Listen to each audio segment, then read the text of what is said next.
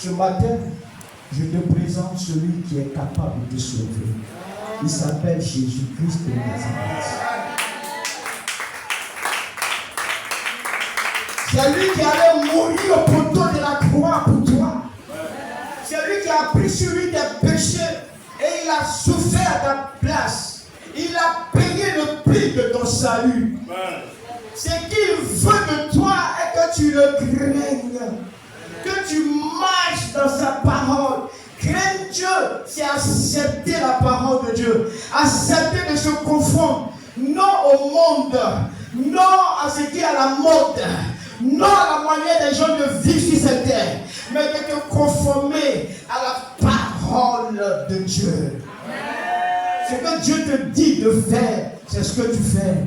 Même si les gens se moquent de toi, même si les gens ne te font pas confiance, tu as la confiance de Dieu, ça te suffit.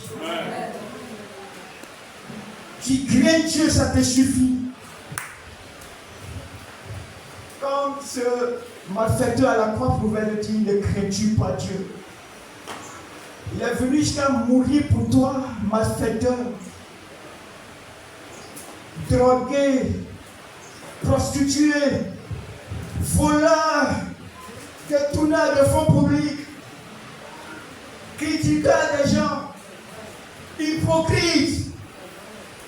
Il est venu jusqu'à mourir au poteau de la croix pour toi, crucifié en croix, la main tendue à gauche, à droite, la pointe qu'on a la couche sur sa pointe, et le sang jaillissait sur la croix.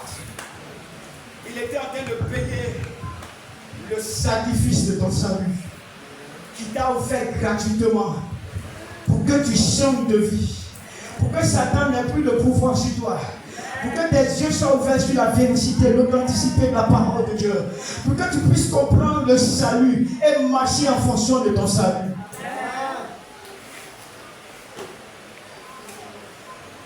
Ne néglige pas un si grand salut. Le Jésus est toujours d'actualité.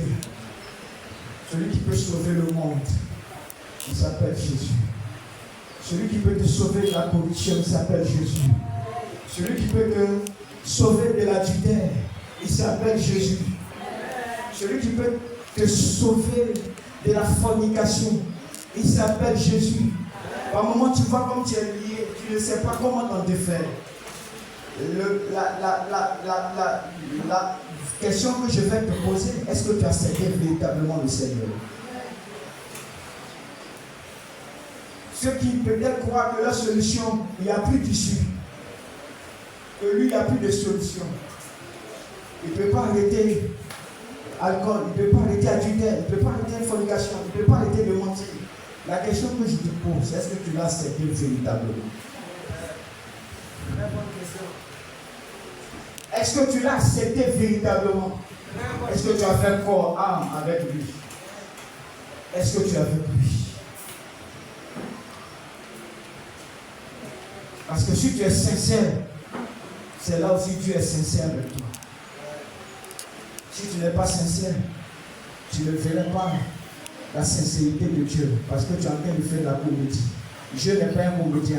Les comédiens, nous savons les trouver. Ils sont sur TikTok, ils sont sur les réseaux. C'est pour ça que toujours tu es là. Mon Jésus n'est pas un comédien. Il est véridique. Quand tu vis en ta vie, c'est pour que les choses du diable se stoppent. Les choses du diable se stoppent. Les choses du diable s'arrêtent dans ta vie.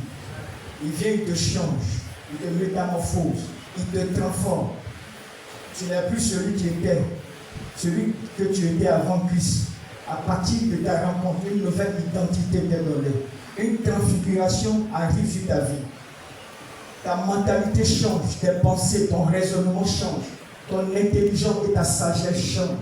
Parce que Dieu t'investit de sa sagesse et de son intelligence. Quand tu réfléchis, c'est la réflexion de Dieu qui t'est donnée. Tu n'as aucun effort à faire. La seule chose à faire, c'est d'accepter le Seigneur. De façon vraie, de façon sincère. La seule chose que tu as fait, c'est de correspondre avec Dieu, de marcher avec lui. C'est tout. Mais si tu n'es pas sincère, le diable va toujours te culpabiliser. On peut, comme on le dit en Côte d'Ivoire, un pied dedans, c'est dur.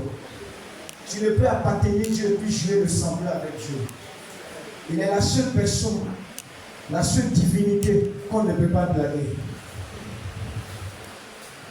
Il est celui qui a les yeux partout. Même quand tu es dans la chambre d'hôtel, que personne ne te voit, tu as fermé la chambre d'hôtel, tu n'es pas avec ta femme, tu es avec une prostituée, tu as trompé ta femme, mais Dieu est là, il te voit. Il te voit.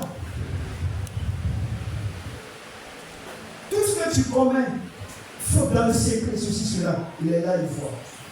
Et tant que tu n'étais pas repenti, quand tu vas mourir, c'est les gens que tu vas fatiguer, ils vont pleurer parce qu'ils ont perdu un parent. Et même, tu vas amener les gens à mentir, puisqu'ils t'aiment. Non, nos frères là, ne pleurez pas, il se repose, il est dans le royaume de Dieu. Alors qu'il est dans la chienne de l'enfer.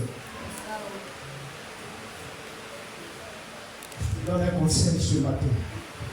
Dieu t'aime. Ta vie peut changer. Tu peux le rencontrer après cette prédication. Tu peux changer de vie. Tu peux vivre avec lui, marcher avec lui.